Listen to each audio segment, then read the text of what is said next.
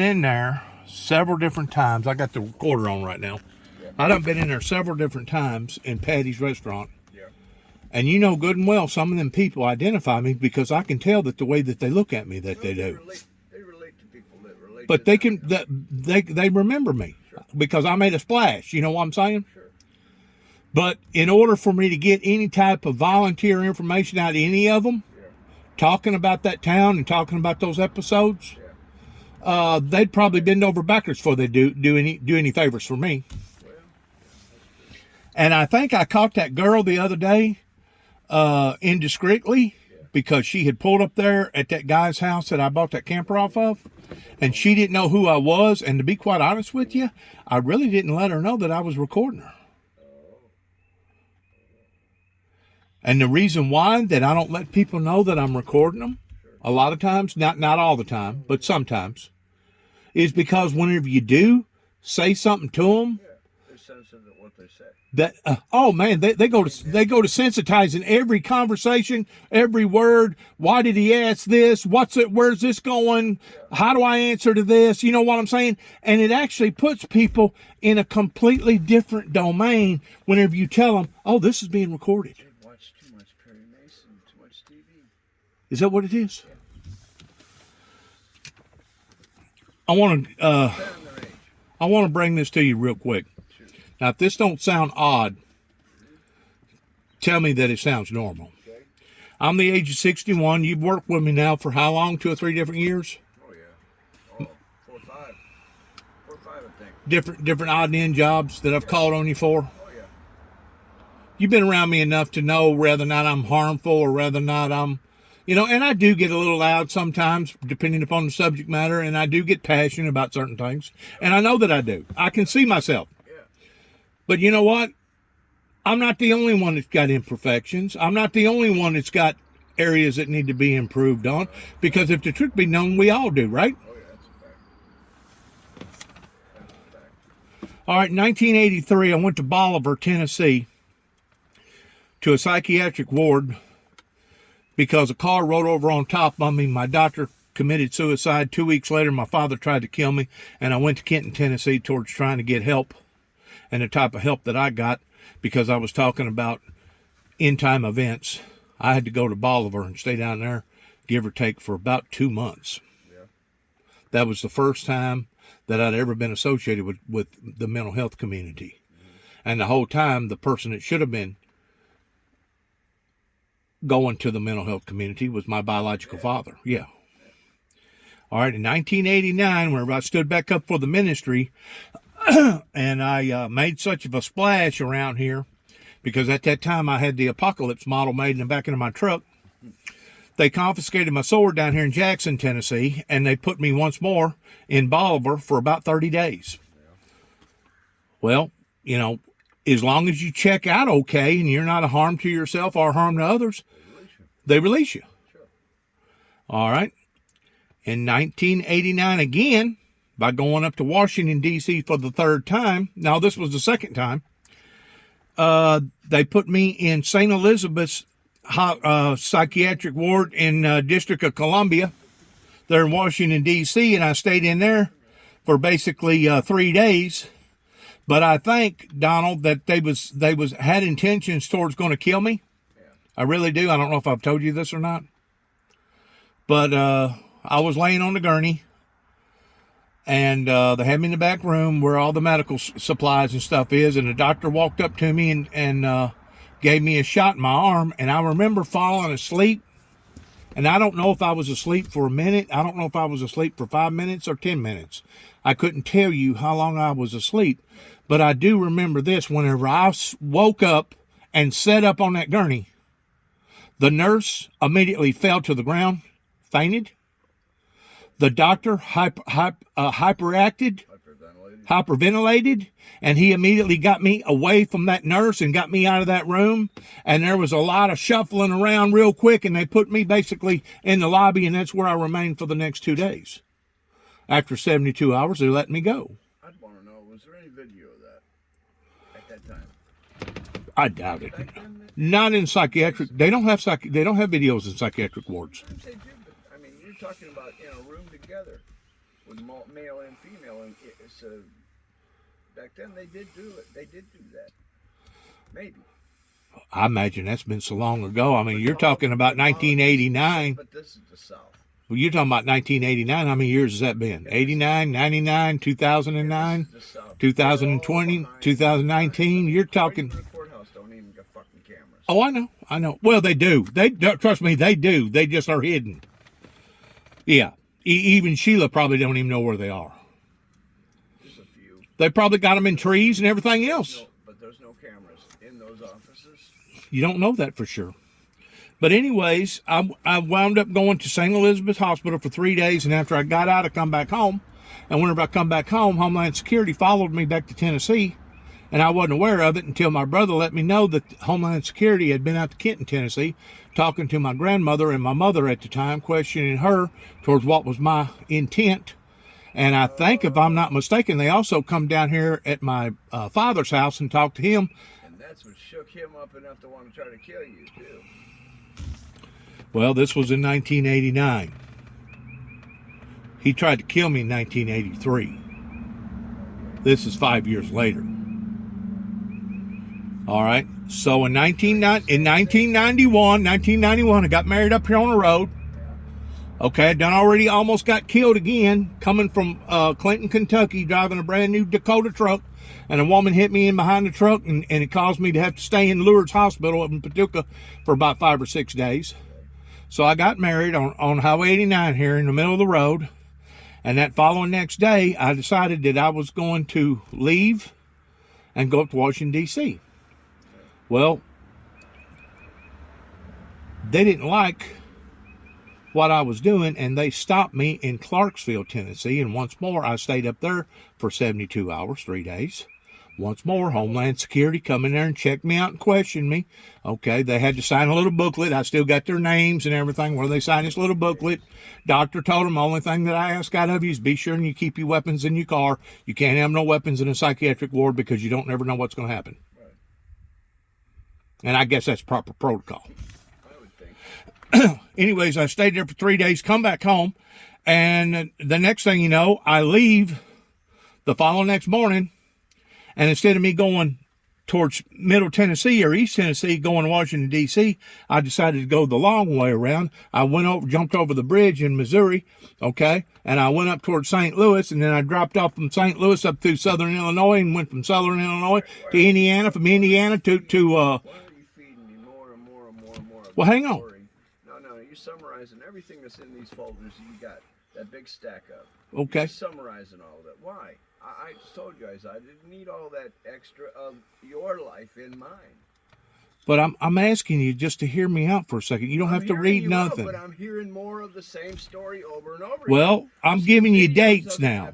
I've worked side by side with you preaching it. I'm giving you dates right now that I don't think I've ever given you dates. I don't need dates. I don't need shit. I need to remember. You don't have to remember it. No, they will. Who will? This is me. I will remember shit like this. All the stuff that gets told to me outside of the house, it doesn't keep everything that happened here fresh in my mind. So am I burdening you by talking to you? So does it burden you by watching a TV show or a movie? Does that burden you to the point that you can't function and think about all these other things? Or is it the fact of the matter is you really just don't give a damn? Is that what you want to hear? No, that ain't what I want to hear, but is that the truth, though? No, it's not. I do give because you keep using this excuse, oh, I can't handle this material that you're giving me, Dennis, because I can't concentrate on all this other stuff that I got going on. Well, you know, it sounds to me like that maybe you got like maybe a IQ of what, 70 or 60? How many pokers do I got in the fire? I don't have a clue. Okay. But I know I've got probably several dozen. Yeah. And I keep up with all of them. Well, you're a high-functioning individual then. Not really. Okay. It's called survival. Yeah. And it's called responsibilities, and I got to keep up with those responsibilities. That's right. So am I boring you, or am I really burdening you? Or you just don't give a shit and you just don't want to hear it? I've heard it. I've heard it all. But you hadn't heard the dates. You ain't heard the dates. These dates are only important to you. They're not important and crucial to me. Well, you know, at one time I thought that you was interested in the windmill ministries. I'm finding out more. You're taking one little thing and saying, oh, it's just all or nothing. Well, and you know what? If it is all or nothing, I'll take nothing. Really? Because I've got nothing. Well, the only thing I've got which was going to lead me to the another thing. Why haven't you never invited me to your church?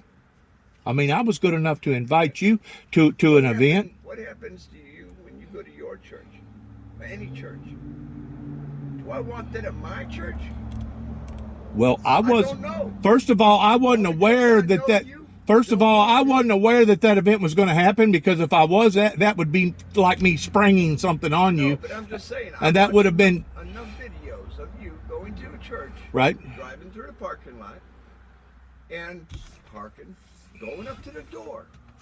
And what happens? So the whole primary reason when I was reading you this little note of all these dates towards close encounters with various feds and psychiatric evaluations was to ask you, what is abnormal about all this? Because I know by listening and reading and understanding other people's lives that this stuff that I have went through cannot be normal, just like you talking about the church event, because I was, out of the goodness of my heart, I invited you to a church event. I didn't know that the guy was going to respond or react that way. Had no idea. No, but that was from you. But you haven't never invited me to your church.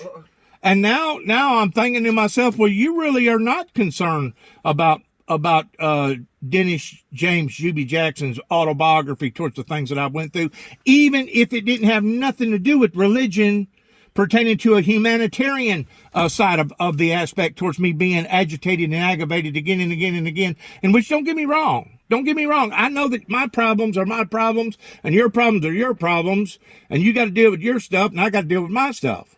But sometimes it helps to have like a lending ear, or somebody that at least acts like that they're a bit concerned, because by and large, I know people that could read this material right here in an hour. Okay. And consume it and tell me whatever page, what it represented and what it was about. Yeah. Now, you've had it now for what, 4 days? I've had it for 4 days. And you haven't had time but to maybe look through 2 or 3 pages? I probably sat down to about half an hour, So I'm burdening you? I'm this much of a burden to you? 2 or 3 paragraphs, I think. Am I this much of a burden to you, Donald? Dude, why do you want to call that a burden? It's not a burden. It's a burden to you because you keep telling me that your mind can't consume it. You telling me that you're over and over again. But you haven't never read it coming from somebody else, so you don't know if it's true or not. Most of that is coming from you. No, this is coming from them. They typed all this stuff up. I didn't do all this. Most of it came from you. That very first page. All right, you found one page out of what? 40, maybe 50 pages here. So you found one page that maybe I had something to do with. And I only got 2 paragraphs. So you found one page that I had something to do with, and the rest of it's all typed up, mimbled up, all proper form. It's got all the shit that they put you through. So you think it's all normal? It's not normal at all. So what's going on here? Fixating on it. So what's going on here? I says, if Juby really wanted to get his message out and everything, why don't he take it to God? Because that's what I would do. Well, God works through us. I'm not saying that God can't speak. He ain't going to touch the masses the way this. I realize that God can speak, and God can actually work through a jackass, right? Because he spoke to Paul that way. But by and large, he speaks to us to speak to one another. By and large, he speaks to us to speak to one another. And that's how God speaks. Well, you can. That's how God speaks. Get me a couple of weather balloons.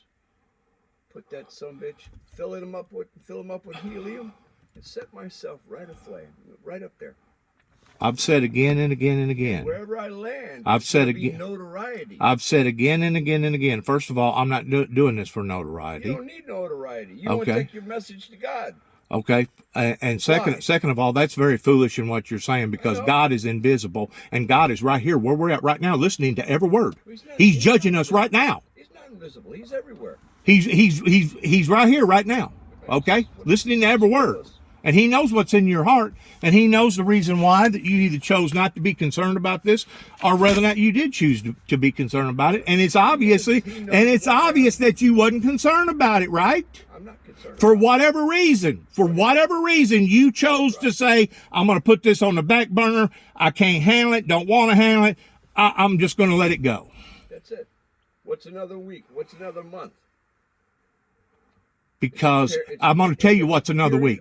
I'm going to tell you what's another week. I'm going to tell you what's another month. I'm only put here for a certain length of time. Yeah. You're only put here for a certain length of time. Right. Every day that we burn up in vain is one more day that we're not going to get. That's kind of like whenever I went to jail and they took 6 months out of my life to be evaluated over here and 3 days over here and another 6 months over here. In total, I've had like 2.5 years taken out of my life. And you know what? I can't buy that time back. I can't beg that time back. I can't hoodoo that time back, because once that time's taken away from me, it's gone. Tell me about that. It's gone. I've wasted 35 years with But I'm trying to answer your question, Donald. You presented it like, what difference does it make if it's a week or a month? It makes a big difference, because I'm on that same time frequency. It's going backwards every day. I get a little closer to my final destination. Sure. So it does make a difference on the time, doesn't it? Or it does to me. It may not to you. It does to you because it's your affairs in order. You want to get your affairs in order. It's our natural instinct. This whole thing. It's wrong. You'd like to set it right. Everybody would like to set it right. But you know what? Sometimes you need a bit of... So I don't have a right to set it right?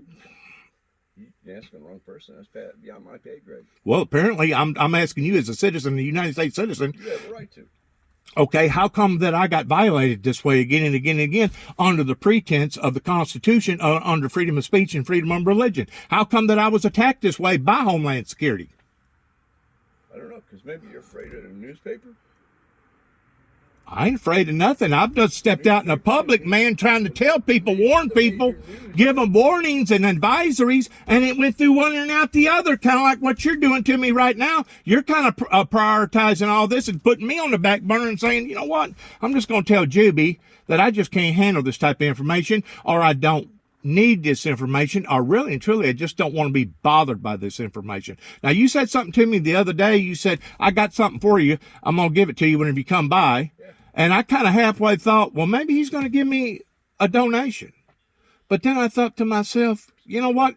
If your attitude is like this about me, pertaining to the ministry, I wouldn't give a damn if you offered me $10,000 as of right now. I wouldn't take a penny of it. You know why? Because I feel like that you would do the same way as another individual up here that's an investigator. Oh, he'd probably give me $10,000, but I would have to follow all of his commandments, and I had to be under all of his rules and regulations just to be able to get that $10,000. And do you really think I'm going to take $10,000 by somebody being able to rule me that way, pertaining to my convictions that God has given me? So if you can't respect me for me, and if you can't respect me for what I tell you that the Lord has done for me, then I guess it's over with for me and you, pertaining to you being a part of the Windmill Ministries. I guess. I think that's what you want. But let's not hee-haw around it. Let's not try to sugarcoat it. I mean, let's come out and be honest with one another about it and say, you know what, Dennis, you're right. I'll help you if you got some money. And if you don't have no money, I won't help you. So that pretty well defies what you told me. The same thing as my niece that built me up after she got about $70,000. Oh yeah, Dennis, I'm going to help you. I'm going to help you with the ministry. But then as soon as she got it, what did she do? She turned on me like a biting dog. She turned on me like a biting dog. Now, which leads me to the last and final question. Is that what you're going to do? Oh, I don't think so. Is that what you aim to do? Because you're not showing any type of interest in my life. And I hate to say that my life is part of the Windmill Ministries. Yeah, it is. It is. Over half of my life has been part of the Windmill Ministries. It is. And if you ever get the ministries up and running as a proper church, I don't think I will, because everybody's, I think everybody is so hooked and hoodooed over what they got going on that once they get to looking at this, the seriousness of all this pertaining to you're going to be part of the people that be doing the killing, or you're going to be part of the people that be killed, according to the second horseman, pertaining to the false prophet and the Antichrist, the mark of the beast, the one world government. I think it overwhelms people to the degree that they don't want to have nothing to do with this, because I've actually been accused of trying to usher in the millennium. Well, you know what? If I had chosen this for myself, they may have been right, but I didn't choose this. It chose me. Yeah. No, the millennium came and went.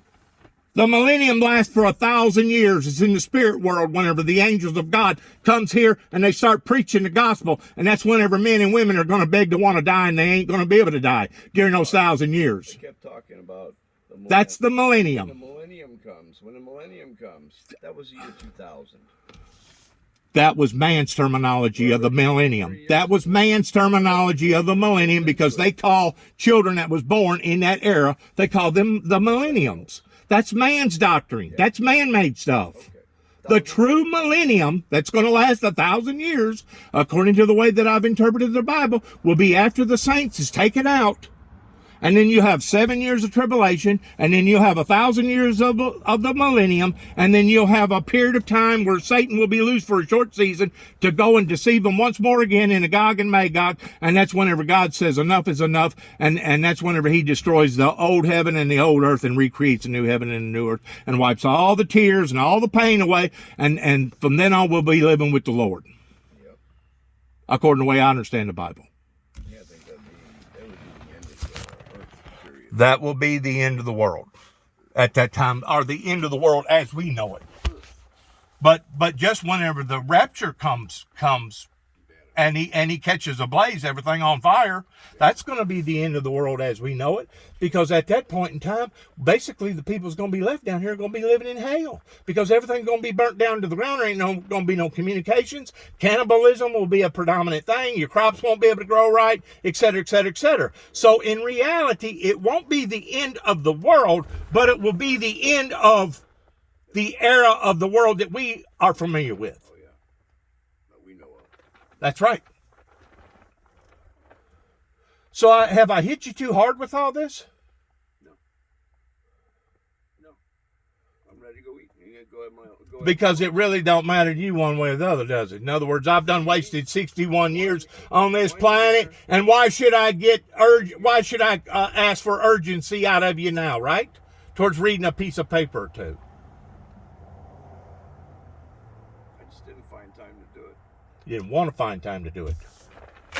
You rather go in there and sleep, get a buzz. Yeah, do what you want to do. Not do what I asked you to do.